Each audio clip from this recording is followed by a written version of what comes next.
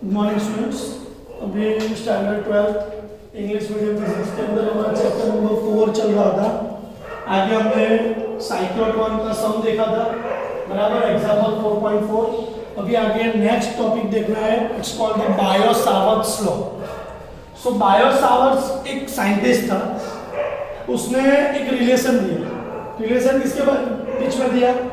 Relation दिया magnetic field, electric current, इन दोनों के बीच में उसने रिलेशन दिया। और उस रिलेशन को हमने क्या नाम दिया? Biot Savart's law. क्या नाम दिया? Biot Savart's law. तो देखो कि relation between electric current and magnetic field, current and magnetic field, तो relation between electric current and magnetic field, इन दोनों के बीच में जो रिलेशन होता है, तो उस रिलेशन को हम क्या कहते हैं? Bio-Savart's law. ये रूल्स नहीं है, ये सिर्फ इसकी डेफिनेशन है। बायो-सावर्ट्स, क्यों बायो-सावर्ट्स लॉ? तो इसने किसके बीच में रिलेशन दिया? Electric current and magnetic field, इन दोनों के बीच में रिलेशन दिया, तो इसको हमने क्या बोला? Bio-Savart's law. सर ये जो है मतलब कि बायो-सावर्ट्स, ये नाम ऐसा क्यों पड़ा? क्योंकि ये रिलेशन बायो-सावर्ट्स नाम के साइंटिस्ट ने फाइंड आउट किया हुआ था, बराबर। अभी इसमें जो एक मैंने लिखा है ना, ये कंडक्टर है, बराबर। ये कंडक्टर आप किसी भी तरीके से ड्रॉ कर सकते हैं, ऐसा नहीं है कि भाई ऐसा ही करना है। लेकिन बायो-सावर्ट्स ने इस टाइप के कंडक्टर के ऊपर रिलेशन दिया था, इसीलिए हमें यही फिगर ड्रॉ करनी है, बराबर है। तो इसमें मैं पूरा कंडक्टर नहीं लेता हूं, मैं उसका एक स्मॉल पार्टिकल्स लेता हूं। मैंने आपको पहले ही बोला था फर्स्ट या सेकंड चैप्टर में, दोनों में, कि भाई जब मुझे कोई भी पैरामीटर पूरा से मतलब कि पूरे शेप का मुझे कोई भी पैरामीटर फाइंड करना हो, तो मैं पूरे शेप का नहीं फाइंड करूंगा, मैं उसके छोटे से पार्ट का कर दूंगा, और बाद में छोटे से पार्ट का करूंगा, उसका इंटीग्रेशन कर दूंगा, तो मुझे ओरिजिनल मिल जाएगा, बराबर। लेकिन छोटे से पार्ट का मुझे करना हो तो मुझे उसका डिफरेंशिएट टर्म लेना पड़ता है। क्या लेना पड़ता है?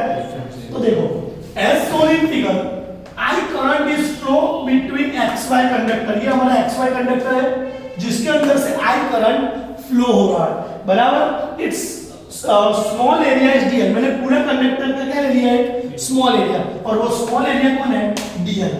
To find out magnetic field at point P having a distance r distance में एक पॉइंट P है, और वो पॉइंट P के ऊपर मुझे क्या फाइंड करना है? Magnetic field. लेकिन मैग्नेटिक फील्ड को मैं क्या बोलता हूं?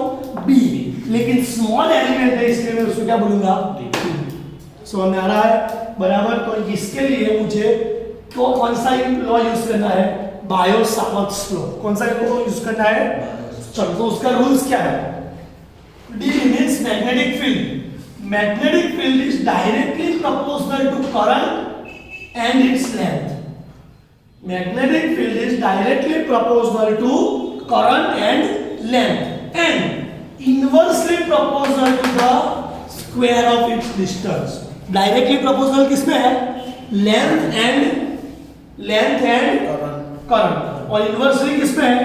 Square of the distance. देख लो, dB means magnetic field, directly proportional to current and length, and inversely proportional to the square of its distance. ये एक फॉर्मूला में। अभी मुझे यहाँ पे वेक्टर फॉर्म लिखना हो, वेक्टर फॉर्म ना लिखना हो, तो मैं क्या लिख सकता हूँ? IDL r upon r square. Proportionality निकाला तो मैंने एक कांस्टेंट रखा μ0 अपॉन 4 लैम्डा। क्या रखा? तो μ0 है परमिएबिलिटी, क्या है? और उसकी वैल्यू है 4.10⁻⁷ याद रखना, स्टैंडर्ड है, बराबर। अभी मुझे वेक्टर फॉर्म लिखना हो तो r कैप की जगह पे क्या आएगा? वेक्टर r, और यहाँ पे r स्क्वायर की जगह पे क्या आएगा? r cube. वो ट्रायंगल वाला सम हमने फर्स्ट चैप्टर में देखा था, बराबर। यहाँ पे मुझे वेक्टर ना लिखना हो, वेक्टर ना लिखना हो तो वेक्टर निकाल दूंगा तो क्या हो जाएगा? आइडियल sin थीटा, और फिर से क्यूब का क्या हो जाएगा? स्क्वायर। हो गया। तो ये लिखो, ये लिखो, या तीनों में से कोई भी। देखो, हमें वेक्टर फॉर्म ना दिया हो तो मैं ये लेना है, एंगल दिया हो तो ये लेना है, और वेक्टर फॉर्म दिया हो तो ये लेना, बराबर है। अभी इसका यूनिट कौन सा होगा मैग्नेटिक फील्ड का? Tesla metre per ampere. क्यों? मैग्नेटिक फील्ड का तो फॉर्मूला टेस्ला ही है, बिकॉज इसके अंदर magnetic field is directly proportional to current and length and inversely proportional to distance. Tesla metre per ampere, बराबर।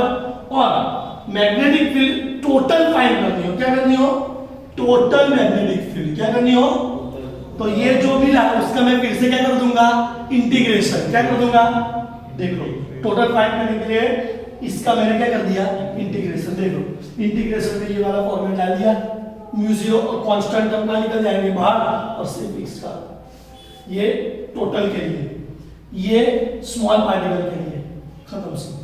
ये बायो सावर्ट्स लॉ हमारा कंप्लीट हुआ, बराबर। बायो सावर्ट्स लॉ क्या कहता है कि magnetic field is directly proportional to the current and its length and inversely proportional to the square of its distance.